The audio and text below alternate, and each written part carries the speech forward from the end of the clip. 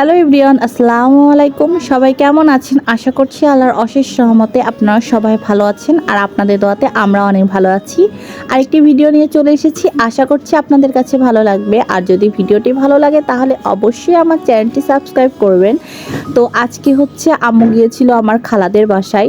তো ওই খালাদের বাসায় হচ্ছে ওদের ওইখানে অনেক কলা গাছ পাওয়া যায়। তো খালামণি অনেকগুলো কলা গাছ কেটে রেখেছিল। তো আম্মুকে বলেছিল ওইগুলো গিয়ে আনতে, আর সাথে ঘাসও কেটে রেখেছিল।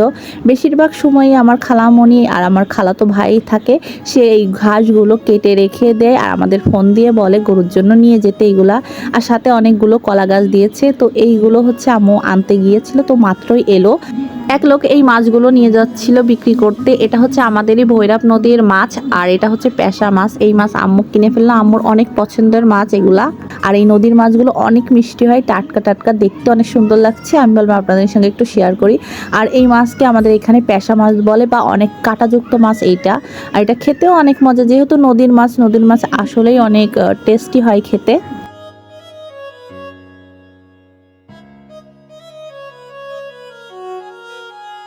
এমন মাছ দেখলে কার না ভালো লাগে, টাটকা টাটকা মাছ। আর মাছগুলো বড় ছোট আগে আলাদা আলাদা করে নিলাম। এরপর হচ্ছে আম্মু সন্ধ্যার সময় বসেছিল কাটতে, কারণ হচ্ছে অনেক সন্ধ্যা হয়ে গেছে, আজানও দিয়ে দিয়েছে। আর এত পরিমাণ মশা, যাদের বাসায় গরু লালন পালন করা হয়, গরু বা ছাগল যাই হোক না কেন, সেই বাসায় অনেক পরিমাণ মশা থাকে, এটা স্বাভাবিক। মশার জন্য বসতে পারতেছিলাম না, এই জন্য হচ্ছে একটা মশার কয়েল জ্বালিয়ে নিলাম। ঘাস আর কলা গাছের সঙ্গে এই শাকসবজিগুলো এনেছিল। এটা হচ্ছে ধুন্দল, এটা খেতে অনেক মিষ্টি। আর এটা হচ্ছে আলু শাক। আর ছিল হচ্ছে আমি মাথায় মেহেদি পাতার সঙ্গে থালকনি পাতা আর হচ্ছে গিয়ে জবা ফুল আনতে বলেছিলাম, আগে থেকে বলে দিয়েছিলাম ফোন করে যে এগুলো আমার জন্য পাঠাবো, তো এইগুলো পাঠিয়েছিল। আর এটা হচ্ছে পরের দিন সকালের ভিডিও।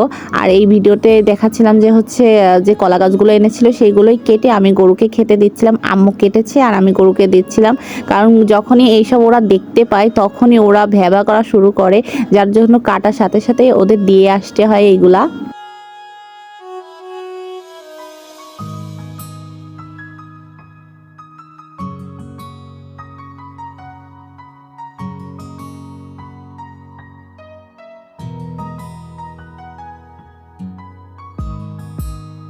গরু ছাগল লালন পালন করার জন্য অবশ্যই আলাদা ঘাসের জমি রাখতে হয়। ঘাসের জমি রাখলে কি হয় যে আমরা খড়কুটো যেটা কিনে খাওয়াই, তার পাশাপাশি যদি ঘাস খাওয়ানো হয় তাহলে অর্ধেক খরচ আমাদের কম হয়ে যায়।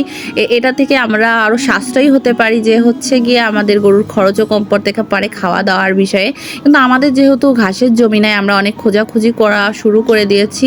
দেখি ইনশাল্লাহ যদি পাই তাহলে অবশ্যই আমরাও ঘাসের জমি রাখার চেষ্টা করব এবং ঘাস লাগানোরও চেষ্টা করব, যাতে করে আমাদের যে গরু লালন পালন করার যতটুকু খরচ পড়তেছে একটু হলেও কমে যাবে। আজকের ভিডিওটি এই পর্যন্তই থাকছে, নেক্সট কোনো ভিডিওতে আবার দেখাবে। আল্লাহ হাফেজ।